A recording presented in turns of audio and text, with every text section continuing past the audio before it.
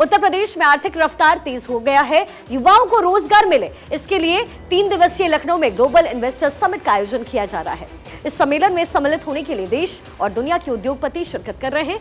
Summit का उद्घाटन प्रधानमंत्री नरेंद्र मोदी ने किया और कहा कि उत्तर प्रदेश में विकास की रफ्तार तेजी से बढ़ रही है।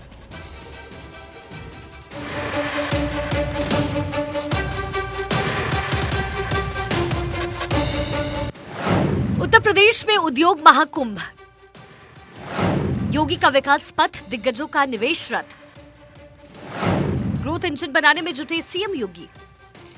को आत्मसात करते हुए वैश्विक स्वास्थ्य और वैश्विक समृद्धि को समर्पित देवी सजनों, हमारे यशस्वी तेजस्वी प्रधानमंत्री श्री नरेंद्र मोदी जी का। देश का सबसे बड़ा प्रदेश सबसे ज्यादा इन्वेस्टमेंट को लेकर मंथन करने में जुटा है।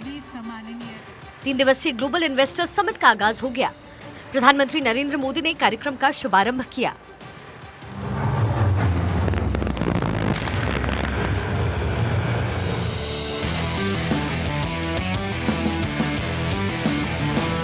Following the growth principles laid down by India's visionary Prime Minister Shri Narendra Modi. Uttar Pradesh के मुख्यमंत्री योगी आदित्यनाथ $1 ट्रिलियन की अर्थव्यवस्था बनाने में जुटे हैं। ऐसे में इस सम्मेलन को काफी अहम माना जा रहा है। इस मौके पर प्रधानमंत्री नरेंद्र मोदी ने यूपी में हुए बदलाव का जिक्र किया और कहा कि उत्तर प्रदेश ने अब नई पहचान बना ली है, जहां पर विकास तेजी से जारी है। यूपी बीमारू राज कहलाता था। यहां आए दिन हजारों करोड़ के घोटाले होते थे। हर कोई यूपी से अपनी उम्मीदें छोड़ चुका था, लेकिन सिर्फ 5-6 साल के भीतर यूपी ने अपनी एक नई पहचान स्थापित कर ली है और डंके की चोट पर कर दी है। अब यूपी को सुशासन से, गुड गवर्नेंस से पहचाना जा रहा है। यहां भदोही के कालीन और बनारसी सिल्क है, भदोही कारपेट क्लस्टर और वाराणसी सिल्क क्लस्टर भी, और उसकी वजह से यूपी भारत का टेक्सटाइल हब है। आज भारत के कुल मोबाइल मैन्युफैक्चरिंग में 60% से भी ज्यादा मोबाइल अकेले उत्तर प्रदेश में होता है। मोबाइल कंपोनेंट की सबसे ज्यादा मैन्युफैक्चरिंग भी यूपी में ही होती है। सम्मेलन में रक्षा मंत्री राजनाथ सिंह समेत कई केंद्रीय मंत्री मौजूद रहे। इस मौके पर सीएम योगी ने बताया कि इन्वेस्टर्स समिट में अब तक 32 लाख करोड़ रुपए के निवेश प्रस्ताव आए हैं। इस निवेश महाकुंभ में अब तक हमारे पास 18,643 कुल एमओयू हमारे साथ वर्तमान में हुए हैं और जिनके माध्यम से प्रदेश को अब तक 32,92,000 करोड़ रुपए के निवेश के प्रस्ताव हमें प्राप्त हो चुके हैं, जिनके माध्यम से प्रदेश के अंदर 92,50,000 से अधिक यहां पे नौकरी और रोजगार की संभावनाएं जिनके माध्यम से प्रदेश के अंदर होंगी। समिट में देश और विदेश के उद्योगपति शिरकत कर रहे हैं। रिलायंस इंडस्ट्रीज के चेयरपर्सन मुकेश अंबानी, टाटा सन्स के चेयरपर्सन एन चंद्रशेखरन, आदित्य बिरला ग्रुप के प्रमुख Kumar Mangalam Birla, Zurich airport of Asia के सीईओ डेनियल बर्चर, सभी उद्योगपतियों ने उत्तर प्रदेश की जमकर तारीफ की और कहा कि यहां पर उद्योग के लिए माहौल दिन प्रतिदिन अच्छे होते जा रहे हैं। प्रधानमंत्री मोदी देश की अर्थव्यवस्था को $5 ट्रिलियन बनाने में जुटे हैं। ऐसे में उत्तर प्रदेश देश के लिए अहम रोल निभा सकता है। Bureau report, Bharat 24। और चलिए अब बात अयोध्या की। अयोध्या में बन रहा श्री राम जन्मभूमि मंदिर का निर्माण कार्य जोरों पर है।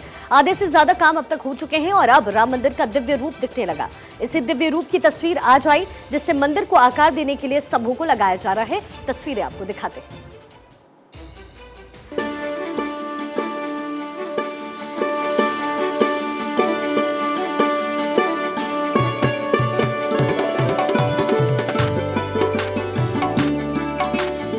तस्वीर रामनगरी अयोध्या की है। श्री राम जन्मभूमि मंदिर का भव्य रूप दिखने लगा है। निर्माण कार्य काफी तेजी से जारी है। श्री राम जन्मभूमि तीर्थ क्षेत्र के महासचिव चंपत राय ने मंदिर निर्माण की ताजा तस्वीरें शेयर की। चंपत राय ने लिखा कि मंदिर अब दिव्य स्वरूप में दिखाई देने लगा है। मंदिर को आकार देने के लिए स्तंभों को लगाया जा रहा है। राम मंदिर निर्माण कार्य की प्रगति को लेकर राम जन्मभूमि तीर्थ क्षेत्र ट्रस्ट ने कुछ फोटोएं पोस्ट की हैं। इन फोटोओं में देखा जा रहा है कि अब तक राम मंदिर निर्माण कार्य में प्लिंथ के ऊपर जो निर्माण हो रहा है वो खंभों का जो स्तंभ है उसका निर्माण शुरू हो चुका है। माना जा रहा है कि इसी अगस्त 2023 में भगवान श्री राम के मंदिर के निर्माण का जो भूतल है वो पूरा हो जाएगा। 2024 शुभ मुहूर्त में भगवान श्री राम अपने गर्भगृह में विराजमान हो जाएंगे। मंदिर का निर्माण कार्य काफी तेजी से जारी है। भगवान राम का भव्य और दिव्य मंदिर का निर्माण युद्ध स्तर पर चल रहा है। मंदिर के प्रथम पेज का कार्य लगभग 70% पूरा कर लिया गया है। राम मंदिर की जो नई तस्वीरें सामने आई उनमें तेजी से काम होता नजर आ रहा है। दिखने लगा राम मंदिर का दिव्य रूप। 50 पिलर अब 19.6 फीट की ऊंचाई तक पहुंच गए हैं। ग्राउंड फ्लोर पर 161 पिलर का भी निर्माण कार्य तेजी से चल रहा है।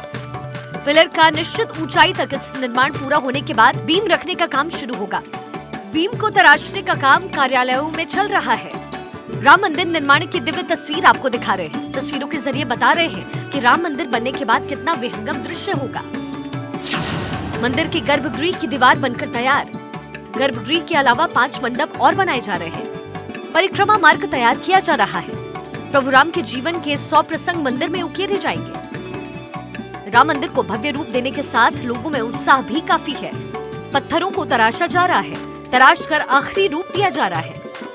ये जो पत्थर हैं इनको तराशा गया। राजस्थान के जो कारीगर हैं वो यहाँ पर पहुंचे और वो लगातार इनको तैयार कर रही हैं, सुंदर नक्काशी दे रही हैं। बताया जा रहा है कि मंदिर के ऊपर इसको जिस तरीके से जो बीम है उसके ऊपर इनको फिट किया जाएगा और इन्हें पिंक सैंडस्टोन भी कहा जाता है, जो कि अपने आप में ही काफी ज्यादा खास है, काफी ज्यादा ये कह सकते हैं खूबसूरत भी है। दिसंबर 2023 तक भगवान राम का गर्भगृह बनकर तैयार होगा और जनवरी 2024 यानी मकर संक्रांति के बाद गर्भगृह को भक्तों के लिए खोल दिया जाएगा। यानी अगले साल की शुरुआत में भक्तों को इस भव्य मंदिर में प्रभु श्री राम के दर्शन करने की मनोकामनाएं पूरी हो जाएंगी। करिश्मा सचदेव के साथ ब्यूरो रिपोर्ट, भारत 24।